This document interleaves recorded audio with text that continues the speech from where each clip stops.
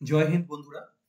কিছু অপ্রিয় সত্য ঘটনা নিয়ে আজকে তোমাদের সাথে এই ভিডিওতে আলোচনা করব, যেগুলো হয়তো শুনতে তোমাদেরও খুব একটা ভালো লাগবে না বা বলতে আমারও খুব একটা ভালো লাগবে না। তাহলেও যেহেতু সত্য ঘটনাটা সকলের জানার এবং বোঝার অধিকার রয়েছে, সেই কারণের জন্য এই ভিডিওটা এবং সেই সত্য ঘটনাগুলোকে নিয়ে আলোচনা হওয়াটা উচিত। তোমরা জানো আর কিছুদিনের মধ্যেই 2024 সাল শেষ হয়ে 2025 সালের শুরু হবে।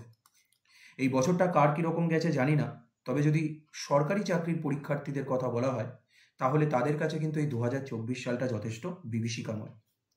আজকের এই চাকরির দুর্মূল্য বাজারে, যেখানে বহুদিন পর পর একটা নোটিফিকেশন আসে এবং তাতে হাতে গোনা কিছু মাত্র ভ্যাকেন্সি থাকে, সেখানে যখন একটা ছাত্র বা ছাত্রী সারা বছর কঠোর পরিশ্রম করে, কঠোর অধ্যাবসায় করে, শত সহস্র সমস্যার মধ্যে দিয়ে এই পরীক্ষার জন্য প্রস্তুতি নেয়, তার এটুকু এক্সপেকটেশন করাটা অন্যায় নয় যে অন্তত তার মেধার সাথে কোনো রকম অবিচার করা হবে না এবং সে সৎ এবং স্বচ্ছভাবে পরীক্ষাটা কন্ডাক্ট করা হবে।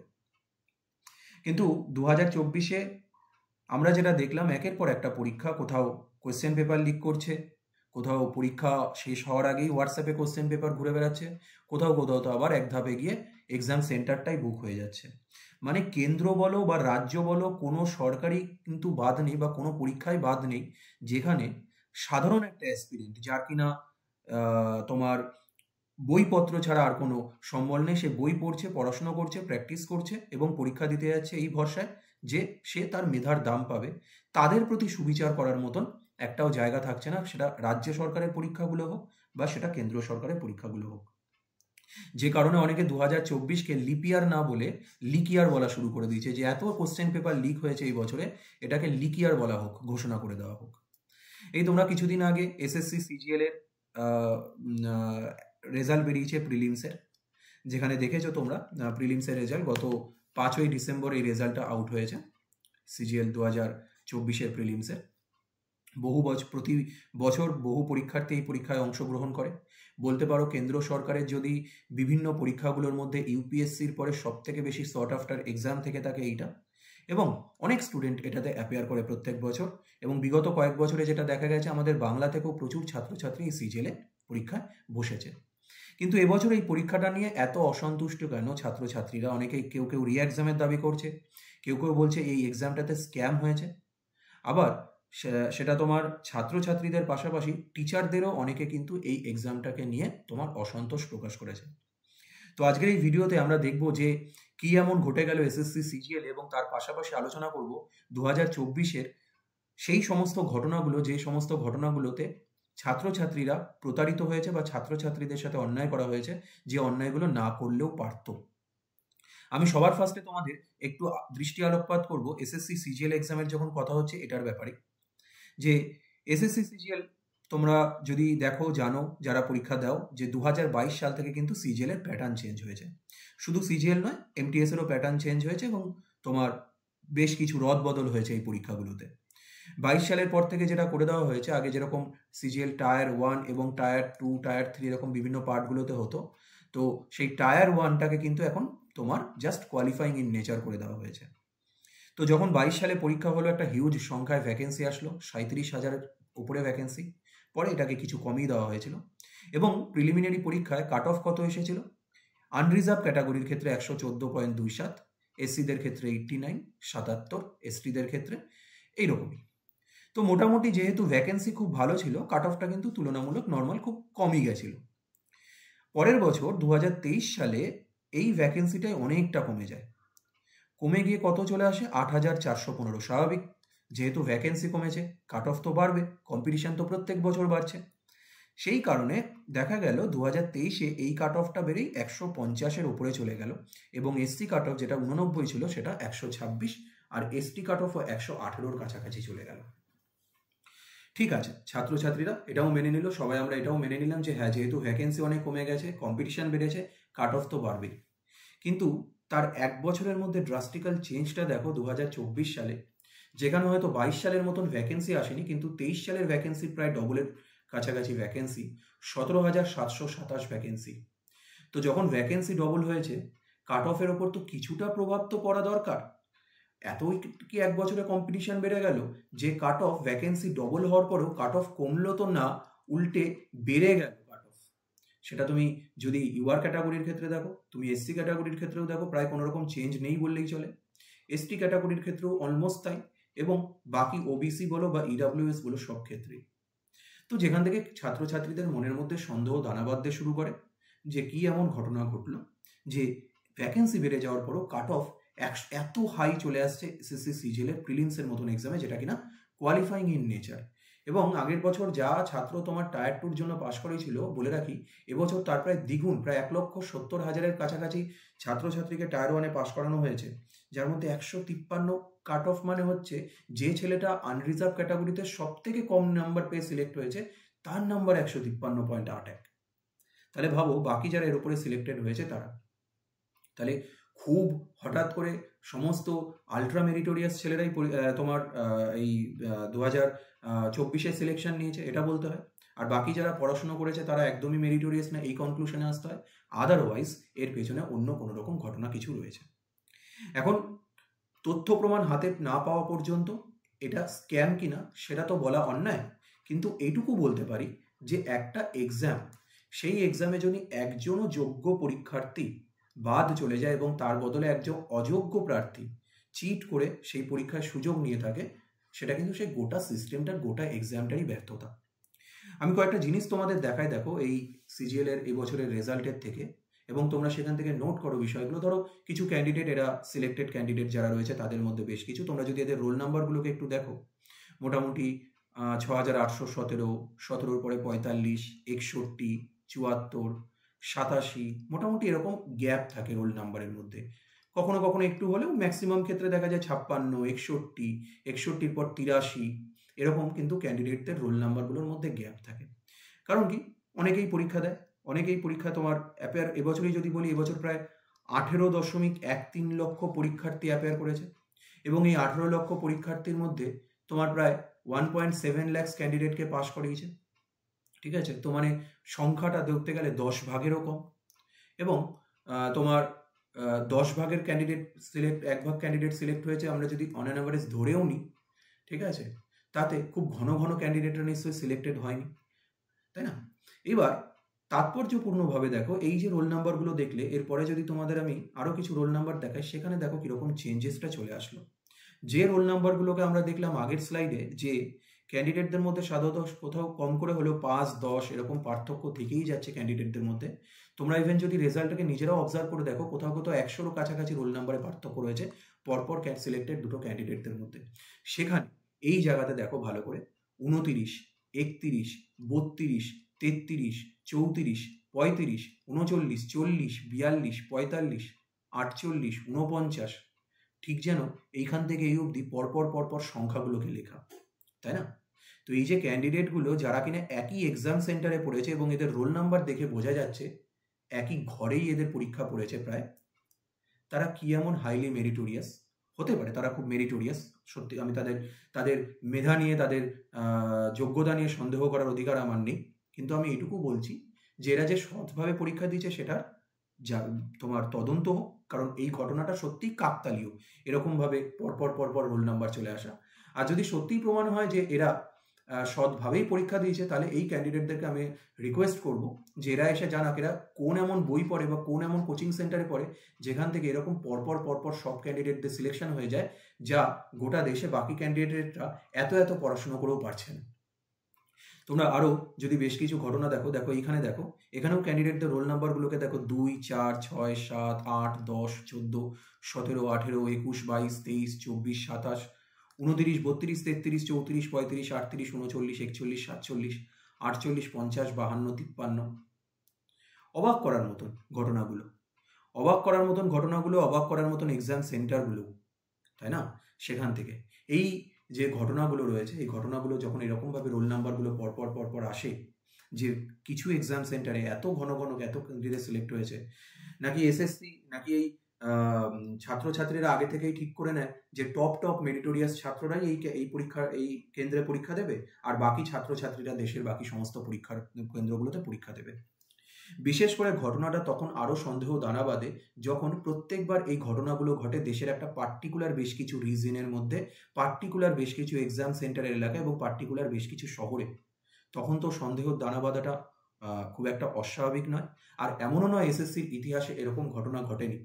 এবছরেরই যদি কথা বলি তোমরা দেখেছো নিশ্চয়ই এসএসসি এমটিএস এক্সামের ক্ষেত্রে এসএসসি যেখানে নিজে স্বীকার করে নিয়েছে যে ইম্পারসনিফিকেশনের ঘটনা ঘটেছিল, যেখানে তোমার একই পরীক্ষার্থী সে আলাদা তোমার ডকুমেন্টস নিয়ে, ঠিক আছে, ইভেন এক্সাম সেন্টারের সঙ্গে চক্রান্ত করে তারা পরীক্ষা দিতে গেছে, একই পরীক্ষার্থী বারবার আলাদা নামে, এবং এসএসসি এই নিয়ে একটা নোটিফিকেশনও বের করেছিল সেই পরীক্ষার্থীর ছবি দিয়ে।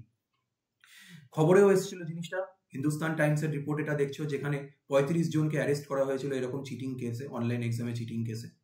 কোথাও এক্সাম সেন্টার তারা বুক করে নিচ্ছে, কোথাও আবার রিমোট লগ ইন হয়ে যাচ্ছে, তাই না? কোথাও সিস্টেম তোমার এক্সাম সেন্টারের সঙ্গে টাই আপ করে অন্য আরেকজন পরীক্ষার্থীর পরীক্ষা দিতে হলের মধ্যে ঢুকে পড়ছে, এত কড়া সিকিউরিটি চেকের সত্ত্বেও।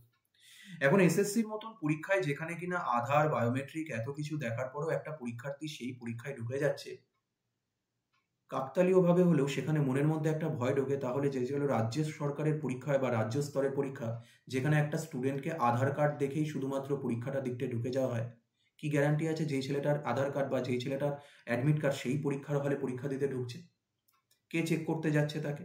এসএসসির মতন পরীক্ষা এখানে বায়োমেট্রিক হওয়ার পরেও জিনিসগুলো ফেল করে যাচ্ছে রাজ্য সরকারের বা রাজ্য স্তরের পরীক্ষাগুলোর উপর, যেখানে এরকম বায়োমেট্রিক সিস্টেম নেই, সেগুলোর উপরেই বা কি করে ভরসা থাকে? তোমরা আরো দেখো, নিট এক্সামের ক্ষেত্রে মনে আছে নিশ্চয়ই, এবার যদিও এটা আলাদা ডাক্তার রিক্রুটমেন্টের পরীক্ষা, তাহলেও এই এক্সামটাকেও যত আমি কনসিডার করবো এই কারণে, ডাক্তার রিক্রুটমেন্টের পরীক্ষা ভাই, এটা দেশে, এদের হাতে গোটা দেশের স্বাস্থ্যভার থাকে। সেই নিট এক্সাম পর্যন্ত এবছর বাদ যায়নি।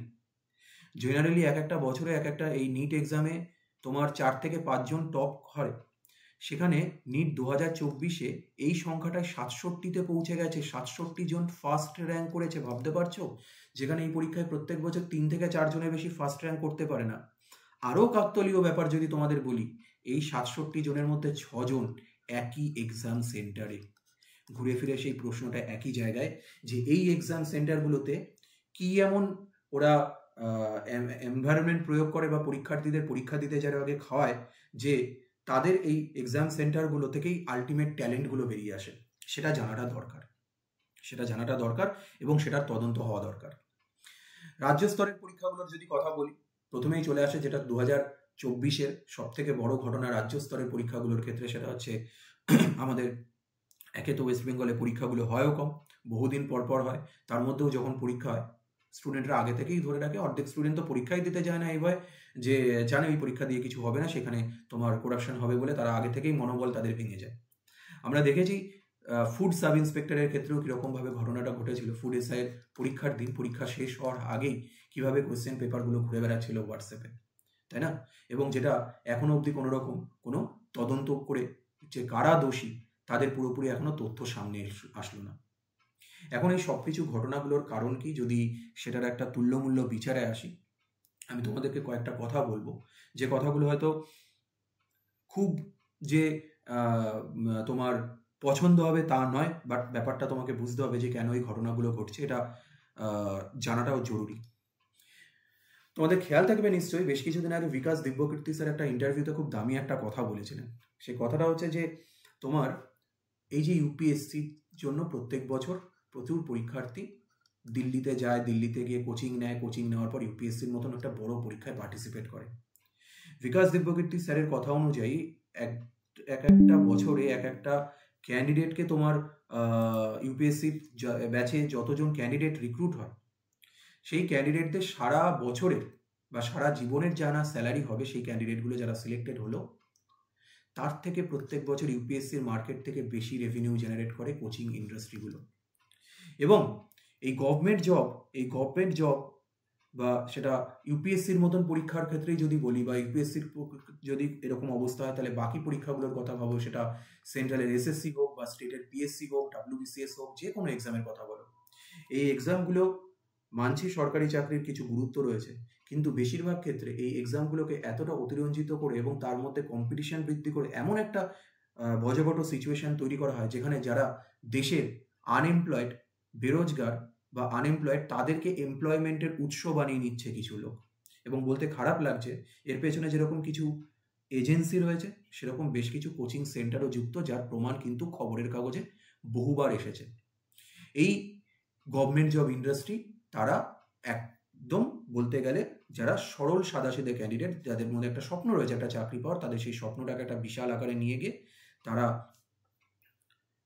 নিজেদের কোচিং সেন্টারের সুনাম বৃদ্ধি করার জন্য কোথাও কোথাও এক্সাম সেন্টারগুলোকে তোমার সেখানে টাকা পয়সা দিয়ে তাদের সাথে সেটিং করে নিচ্ছে, কোথাও কোথাও কোশ্চেন পেপার লিকের মতন ষড়যন্ত্রে যুক্ত হয়েছে। কারণ এটা একটা অর্গানাইজড ক্রাইম, এটা কখনো একটা ইন্ডিভিজুয়াল ক্যান্ডিডেট করতে পারে না, এটা একটা ইন্ডিভিজুয়াল একটা ব্যক্তিও করতে পারে না, এটা একটা অর্গানাইজড ক্রাইম যেখানে সুশৃঙ্খলভাবে একটা চেন সিস্টেম করে এই কাজগুলোকে করা হচ্ছে, যেখানে কোথায় প্রশ্ন তৈরি হচ্ছে, কার হাত দিয়ে কার হাতে আসবে থেকে শুরু করে কারা কারা সেই প্রশ্নগুলোকে কিনবে, কাস্টমার খরিদ্দারের এই ব্যাপারগুলো পুরোটাই আগে থেকে সিলেক্টেড হয়ে থাকে।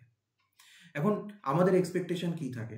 এক্সপেকটেশন বেড়েছিল যখন 2024-এর শুরুর দিকে সরকার একটা বিল নিয়ে এসেছিল, কেন্দ্র সরকার, public examination prevention of unfair means act 2024। তোমরা নিশ্চয়ই খবরে পড়েছো এই বিলটার ব্যাপারে, যেখানে তোমার কেন্দ্র সরকার বলেছিল যে এই বিলটা যখন অ্যাক্টে পরিণত হয় তখন যে যারা যারা এরকম যেগুলো পাবলিক এক্সামিনেশন হবে সরকারি চাকরির পরীক্ষা থেকে শুরু করে বিভিন্ন, সেখানে যারা যারা এরকম চিটিং কেসে যুক্ত থাকবে বা কোনো রকম ম্যাল প্র্যাকটিসে যুক্ত থাকবে, তাদের মিনিমাম 3 থেকে 7 বছরের জেল এবং কোথাও কোথাও 1 কোটি টাকা পর্যন্ত ফাইন হতে পারে।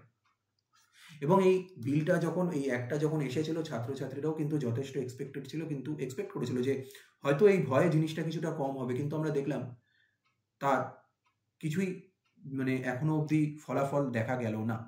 এবং এখনো অবধি এই অ্যাক্টের জোরে যে কোনো রকম বড় পরিবর্তন আনা গেছে সরকারি চাকরির এই স্ক্যামগুলো আটকাতে, সেটাও কিন্তু এখনো নজরে পড়েনি। সুতরাং আমি তোমাদেরকে এটুকুই বলবো যে এই যে অ্যাক্ট, সেই অ্যাক্ট সরকার নজর দিক, পাশাপাশি তোমরাও সজাগ থাকো। তোমাদের আশেপাশে যদি তোমরা কোথাও দেখতে পারো বা তোমাদের সন্দেহ হয় কোনো ব্যক্তি এইরকম কোনো কাজের সঙ্গে জড়িত, সেটা সঙ্গে সঙ্গে তোমার যারা অথরিটি রয়েছে তাদেরকে জানাও, তাদের নজরে নিয়ে আসো। নিশ্চয়ই সিস্টেমের মধ্যে কিছু ভালো লোক রয়েছেন যারা এই জিনিসগুলোকে, তারাও হয়তো আটকানোর জন্য চেষ্টা করছেন, তারা নিশ্চয়ই তোমাদের সহযোগিতা করবেন।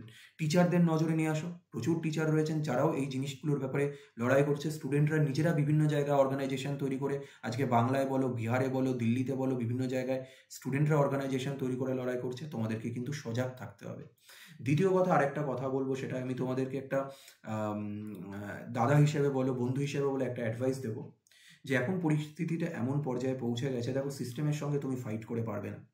তুমি একটা চাকরির জন্য, সেটা যে কোনো একটা চাকরি হতে পারে, সেই চাকরির জন্য প্রিপারেশন নেবে, মনস্থির করেছো, নাও, পড়াশোনা করো সেই চাকরির জন্য। কিন্তু কোনো একটা চাকরিকে ওটাই যে তোমার জীবনের লক্ষ্য, ওর বাইরে কিছু নেই, এমনটা কখনোই বানিয়ে নিও না।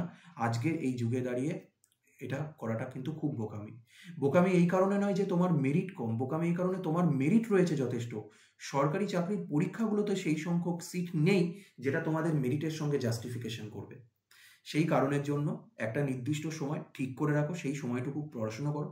যদি সেই সময়টুকুর মধ্যে, সেটা 2 বছর হতে পারে, 3 বছর হতে পারে, তারপরেও যদি দেখো যে না তুমি সেই সিলেকশনের কাছে ধারে পৌঁছতে পারছো না, আমি বলবো বন্ধু, এইভাবে সময় নষ্ট করো না নিজের জীবনের জন্য। সরকারি চাকরিটাই জীবনের সব নয়, আরও অনেক রকম এমপ্লয়মেন্টের অপরচুনিটি রয়েছে, সেই জিনিসগুলোকে ডিসকভার করো লাইফে, না হলে কিন্তু অনেকটাই পিছিয়ে যাবে।